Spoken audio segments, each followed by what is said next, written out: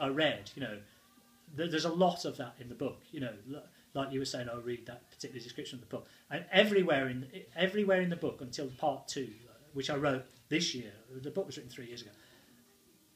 Everywhere is dying. That's the whole point about the book, you know, and all the metaphors, or many of the. Sorry, I'm not that sort of conscious a writer, but or scrupulous, but a lot of the metaphors about dying and disease and biology, and you know, obviously it's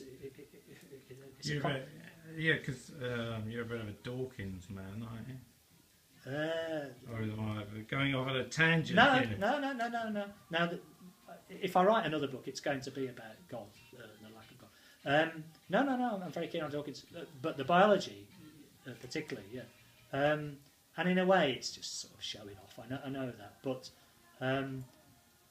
you know, cities are interesting because, well, cities are where nature is now. You know, the cities are dying, the countryside's dead because of agribusiness. So, you know. I say there's a great thing about those George Shaw paintings, isn't there? Oh, yeah. All of those, there's trees sprouting up behind fences and. Yeah, well, that's. I mean, like one of the things about the book is that it really should have been, you know, Simon, the publisher, he tried to get George Shaw to agree to have one of his paintings on, and he said, you know, he couldn't really agree to that. But yeah, that's the world, you know. These empty cities. No, they're not empty of people, but they're empty of the activities that the people engaged in. You know, even when I came in from Ireland in the early '60s. Yeah. You know, well, you went to Birmingham in the early '80s, was it? Yeah, I'm thinking now about the life. I mean, but there's something also about. I mean, like it's the pub, isn't it? The severed head and cushion. Yeah.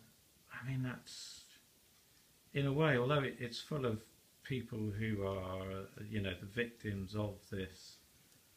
It's very appealing. What, just sitting in the pub? Well, it seems like a very warm. Well, place. Birmingham pubs are. Yeah. Yeah. Hang on, I'm going to have to put. I'll take it. It's all right. You just want to prove that you That was the Twilights we were listening to. One of the characters in the book is an old soul singer. Alfie. That's why we had the Twilights on. The Twilights is his sort of era. Really. Sorry, yeah. Well, Alfie is one of the great characters in the book. My camera's saying it's got less than 10% of battery remaining. Okay. So anything could happen in the next 10% of battery, I suppose. I just realised, sitting here filming this, do you know who's hovering in the background? No, James Joyce. That looks like Charles Dickens. Yeah. There's a fantastic story about Thackeray, and you know, Thackeray was a bit of a snooty character, and obviously Dickens was a Cockney and he wore sort of yellow checked pants, and Thackeray got Dombey and Son. You know, he'd been sneering at Dickens a bit because of the sentimentality and the Cockney thing a bit, and he started reading it. It says he threw it down. It says you can't argue with this power. I think. Anyway, so it's talking about Birmingham. Yeah. So well, you know, the idea is that there are lots of descriptions of Birmingham. You know, I sent it to Tyndall Street Press, who are the Birmingham publishers. They published the Catherine Anne Flynn book. You know, It was lost. It was a fantastic book, and they sent it back, and they said some quite good descriptions of Birmingham in it. And to me, they should have published it because of that. You know? But what they said, because like there's a character very loosely based on you called Nigger in it. A white guy called Nigger, and Nigger Webster, his name is. And your name is Webster.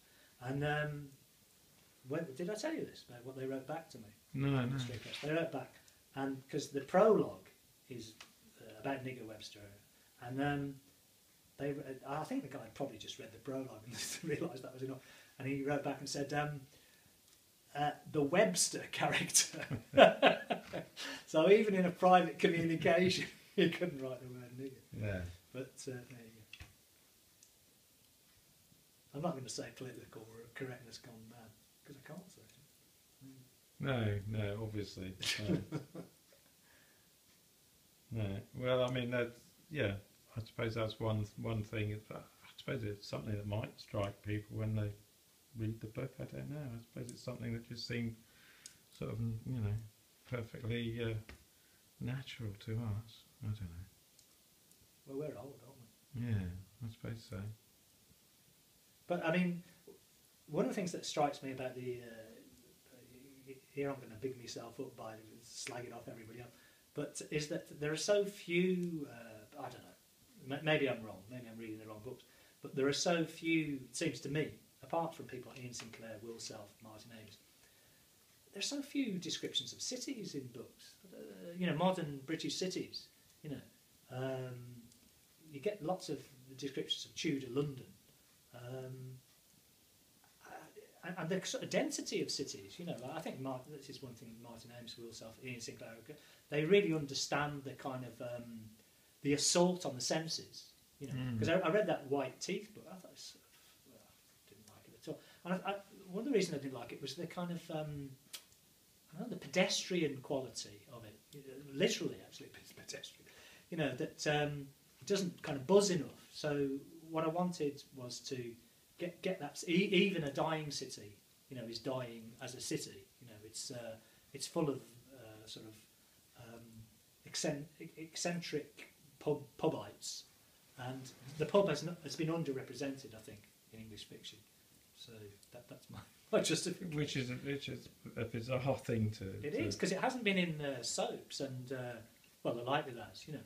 So it's in EastEnders, I suppose. Yeah, well, it's, and The Rover's Return. Yeah, but so it's in soaps. Because the only thing I've ever disagreed with about Ian Sinclair, as written that I've read, that I disagree with, was he once said, "I'm so glad I didn't piss my life away in the pub." And I think, well, I'm so happy that I did that, because, you know, ended up as I don't know what. But I'd never met you. Well, it's yeah. I mean, I wish I spent more of my time in the pub. Exactly. I must admit. Never wasted. I wish I spent more time in the Severed Head and Cushion. Yeah. Well, the Severed Head and Cushion is based on my own local when I was a teenager, and it's a working class pub, but very beautiful. And of course, you know, for working class people in the 19th century, the Gin Palace was a palace. You know, it was an extraordinary.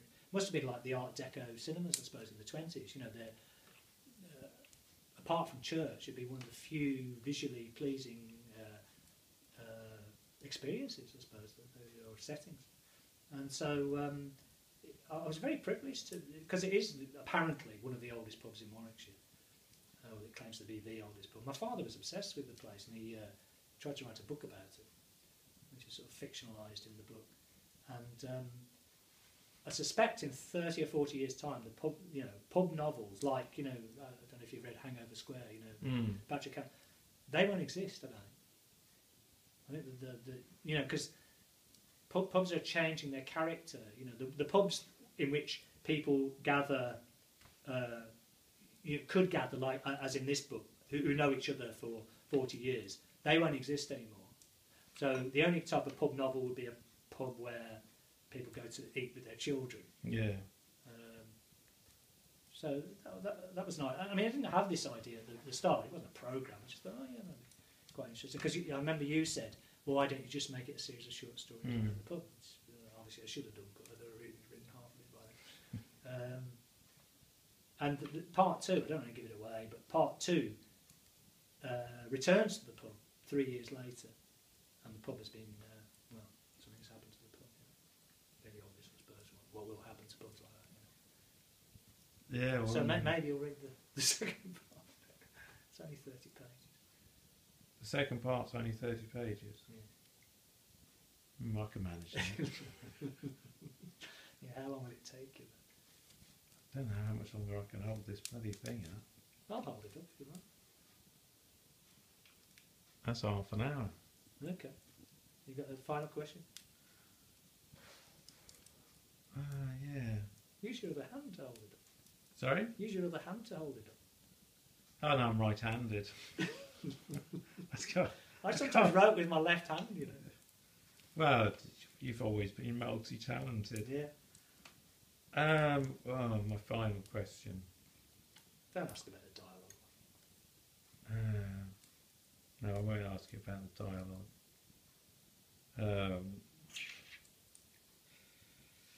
What's my favourite word?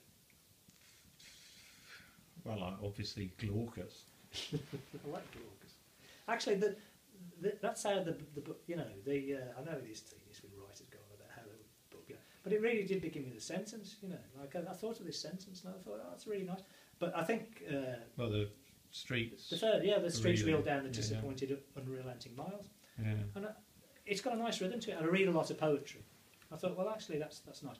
But the reason I say that is it's really it's a book about style, you know. And if the style is terrible, it's a terrible book, you know.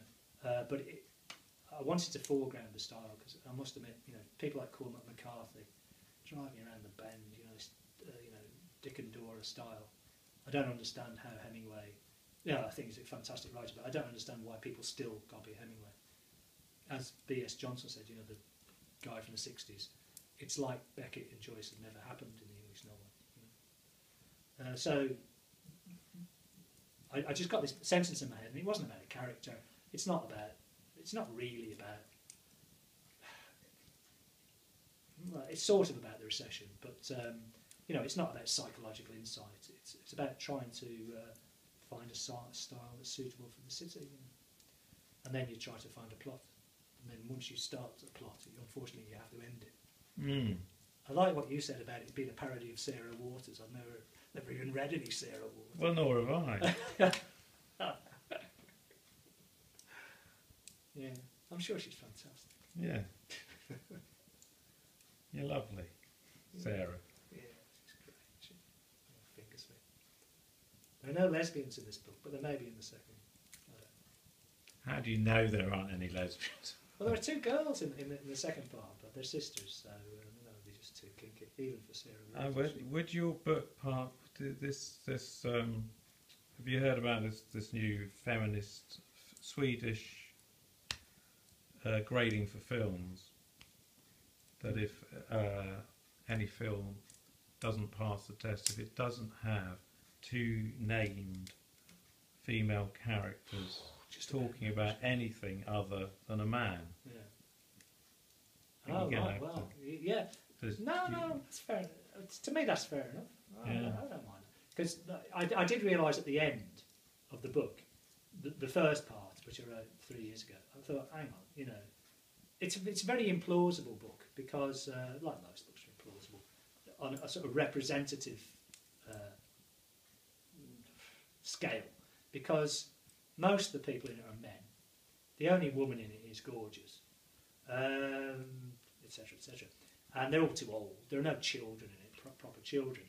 So the second part, all right, I'll redeem that, recuperate myself. So the second part is about two teenage girls who don't think about sex. They think about evolution. So maybe I've passed the feminist test if Jennifer Connelly and Scarlett Johansson star in the film version, playing two 14-year-old brummies. Yeah, well, you never know. I think that could do a good job. Well, Frank, thank you for sharing your thoughts with us on your book. As long as James Corden isn't the hero. Thank you, Will. Thank you. I think my phone's just about to run out of battery. Right, he's about to be able to get some stuff from that shot. You can still get out of your chair. That's good.